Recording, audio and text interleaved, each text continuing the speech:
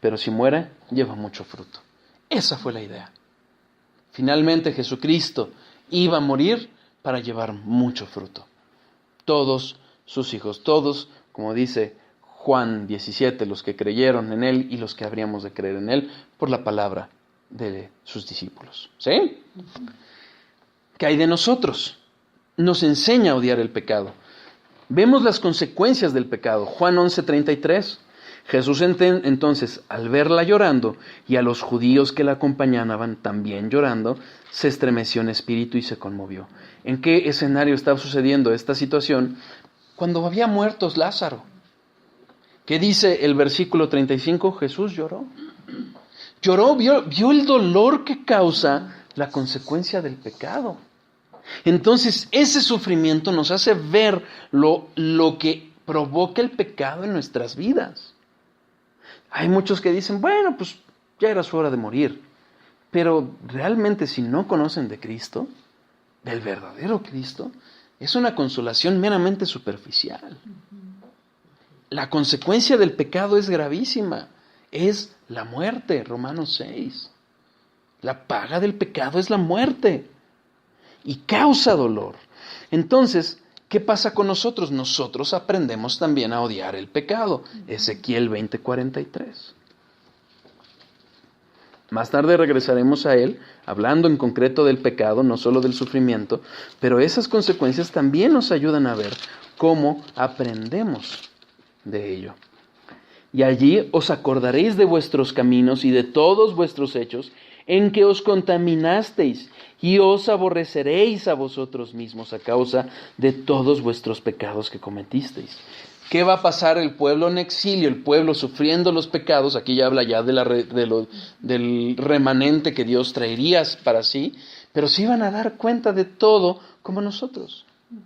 Cuando llegamos a Cristo, realmente volteamos a ver lo que ha traído el pecado sobre nuestras vidas y debe dolernos, sí, las consecuencias, que es el sufrimiento mismo, ya eventualmente el pecado mismo, porque si no ha habido eso, no ha habido salvación, ¿sí? Pero finalmente vemos que nosotros, ese sufrimiento trae bondad, a un último grado, ¿sí? ¿Qué pasa también con esos sufrimientos? Esos sufrimientos que llegamos a experimentar van a sacar muchas veces a la luz nuestros pecados y aún nuestro corazón. Porque experimentamos sufrimiento y ¿qué pensamos? ¿Qué estamos haciendo mal? ¿Qué está pasando en nuestras vidas? A veces descubriremos pruebas, a veces disciplina. A veces, aún porque lo he experimentado al platicar con gente que no quiere a Cristo. Reconoce el castigo de sus pecados y no se arrepiente. Pero finalmente ese sufrimiento, no siempre, no caigamos en el extremo de los judíos, sufrimiento es porque eres un pecador. No. Ni tampoco, riqueza entonces es porque eres bendito por Dios, ¿se acuerdan? El fariseísmo que vivimos tanto tiempo. No necesariamente. Pero sí el sufrimiento muchas veces saca a la luz esos pecados que hay en nuestras vidas. Pero ojo, también saca a la luz nuestros corazones. Porque de la abundancia del corazón habla la boca. ¿Cómo respondemos al sufrimiento? ¿Nos enfadamos con Dios? No, yo no me enfado con Dios, nada más con las circunstancias. Hermano, si entiendes la soberanía, si entiendes la providencia, te estás enfadando con Dios. Si te estás enfadando aún con el impío que se te cerró en el camino, cuidado, te estás enfadando con Dios. Y nos debe de llevar a un autoexamen, ¿sí? Siempre. Entonces el sufrimiento también trae algo bueno. También debe echar de nosotros, de fuera, nuestro pecado. Vamos a Job 23:10. ¿Vamos bien? Sí. No es demasiada información, para no variar. Perdón, me emociona. Mas él conoce mi camino, me probará y saldré como oro. Esas pruebas, ¿qué van a hacer? Nos van a purificar. ¿Cómo se purifica el oro? Se mete al fuego. Y 23:10. Se pone ante el fuego para sacar la pureza. y van a purificar nuestras vidas, ¿sí?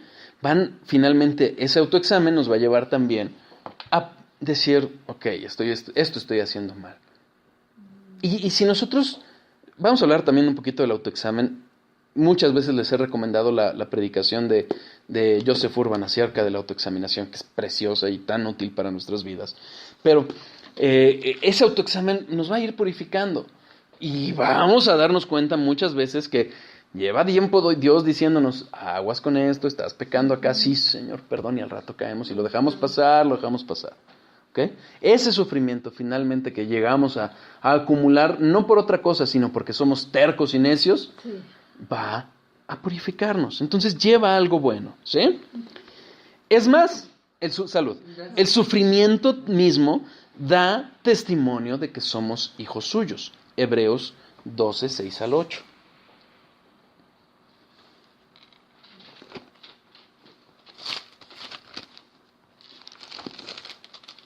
Porque el Señor al que ama disciplina y azota a todo el que recibe por hijo. Si soportáis la disciplina, Dios os trata como a hijos, porque ¿qué hijo es aquel a quien el Padre no disciplina? Pero si se os deja sin disciplina, de la cual todos han sido participantes, entonces sois bastardos y no hijos. Por otra parte, tuvimos a nuestros padres terrenales que nos disciplinaban y los venerábamos. Porque no obedeceremos mucho mejor al Padre de los Espíritus y viviremos. Y aquellos ciertamente por pocos días nos disciplinan para como a ellos les pareciera, pero para los que nos es provechoso, para que participemos de su santidad. Finalmente, esa disciplina, ese sufrimiento que trae la consecuencia de nuestros pecados, va a llevar o a dar evidencia de que somos hijos de Dios. No en el sentido de, mira, me voy tras el pecado para probar que soy hijo de Dios. No, esa no es la idea. Pero finalmente, esa disciplina que trae Dios a nuestras vidas debe de traer un consuelo de saber que está obrando para nuestro bien. Insisto, tenemos que examinarnos, probarnos en la fe, si realmente creemos en Cristo. Pero, si lo somos, ese sufrimiento ha de traer ese consuelo y testimonio aún para otros. ¿Sí? ¿Claros hasta aquí? Nada más una pregunta. Hablaste de un examen. ¿De quién? Joseph Urban. Ok, muchas gracias. Es Salmo 139, si no me equivoco, porque como autoexaminación no estoy seguro que la vayas a encontrar. Déjame, yo la tengo en el celular, no lo traje. Ok. Se lo mando a Hernando para muchas gracias. Te lo agradezco.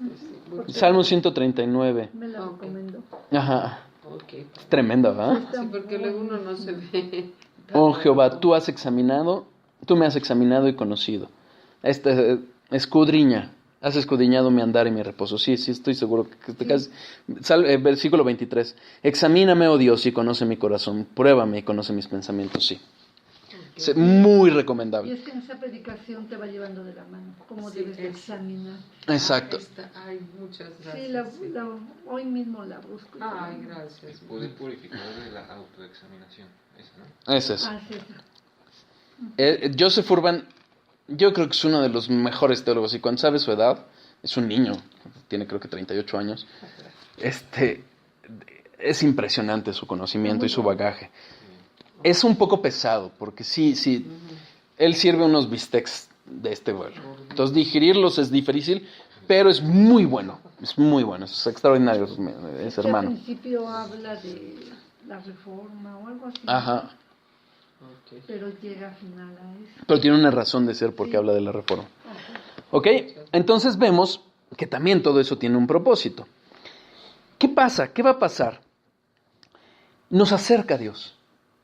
O nos debería acercar a Dios. A los hijos, hay una predicación de John MacArthur, El propósito de las pruebas, también muy recomendable, que nos va a mostrar cómo esos sufrimientos o esas pruebas van a examinar o van a sacar a la luz nuestro corazón.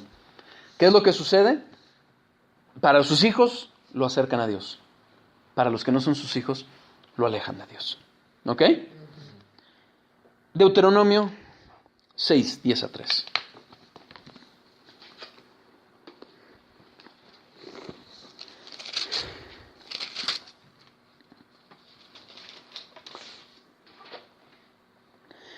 Cuando Jehová tu Dios te haya introducido en la tierra que juró a tus padres, Abraham, Isaac y Jacob, que te daría, en ciudades grandes y buenas que tú no edificaste, y casas llenas de todo bien que tú no llenaste, y cisternas cavadas que tú no cavaste, viñas y olivares que no plantaste, y luego que comas y te sacies, cuídate de no olvidarte de Jehová, que te sacó de la tierra de Egipto, de casa de servidumbre. A Jehová tu Dios temerás, y a él solo servirás, y por su nombre jurarás. Nos advierte Jehová, Dios, nos advierte que cuando veamos bondad en nosotros, cuando veamos esa bondad, esa mano buena de Dios, no nos descuidemos. No nos alejemos de Dios. No nos confiemos. Deuteronomio 8, déjame ver. Sí. 11. Cuídate de no olvidarte de Jehová tu Dios para cumplir sus mandamientos y sus decretos y sus estatutos que yo te ordeno hoy.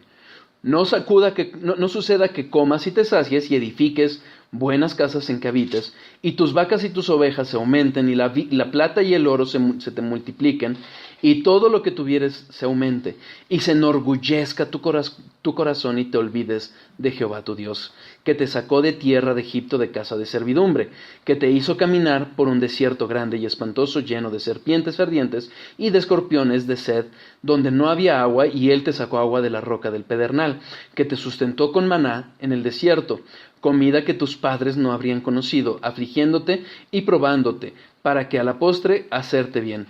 Y digas en tu corazón, mi poder y la fuerza de mi mano me han traído esta riqueza. Sino acuérdate de Jehová tu Dios, porque él te da el poder para hacer riquezas, a fin de confirmar su pacto que juró a tus padres. Sí, el sufrimiento nos acerca a Dios, pero ojo, que la bonanza no nos aleje de él. ¿Ok? ¿Vamos claros? 8, 11, 18. Gracias, Señor. ¿Saben qué provoca también el sufrimiento? El sufrimiento va a provocar que nos dejemos de centrar en nosotros mismos. Va a ser complicado, pero es una parte de que debemos de morir al yo. Tenemos un precioso, amado hermano en Cristo, Humberto, que sabemos que ha padecido, está sufriendo, y a mí me impresiona cómo habla y dice cómo estás, cómo estás viviendo. Y puedes ver la obra de Dios, y no por alabar al hombre, alabando a Dios, la obra que está haciendo en su corazón. Pero de verdad, finalmente vemos también, por ejemplo, a Jesucristo en el Getsemaní, ese molino de olivos. ¿Qué sacó? Ese sufrimiento sacó aceite agradable a Dios. O sea, Dios lo presionó al grado de decir, Señor, que se haga tu voluntad. Y ocuparse, como dice Hebreos, que en el camino a la cruz iba pensando en lo que iba a traer fruto. Eso es lo que debe provocar en nuestras vidas el sufrimiento. Olvidarnos de nosotros para centrarnos en Cristo. Centrarnos en los otros. ¿Ok? Nos debe de llevar también a revalorar lo eterno. O sea, más allá de centrarnos en las circunstancias terrenales, es decir, sí, pero tengo una promesa grande. Segunda de Corintios 12, 7 a 10. Vamos a regresar varias veces a este punto. Y para que la grandeza de las revelaciones no me exaltasen desmedidamente, me fue dado un aguijón de mi carne, un mensajero de Satanás que me abofetee, para que no me enaltezca sobremanera. Respecto a lo cual 3 veces he rogado al Señor que me lo quite, y me ha dicho, bástate mi gracia, porque mi poder se perfecciona en la debilidad. Por tanto, de buena gana me glorificaré más bien en mis debilidades, para que repose sobre mí el poder de Cristo. Por lo cual, por amor a Cristo, me gozo en las debilidades, en afrentas. Por lo cual, por amor a Cristo, me gozo en las debilidades, en afrentas, en necesidades, en persecuciones, en angustias, porque cuando soy débil, entonces soy fuerte. que es impresionante la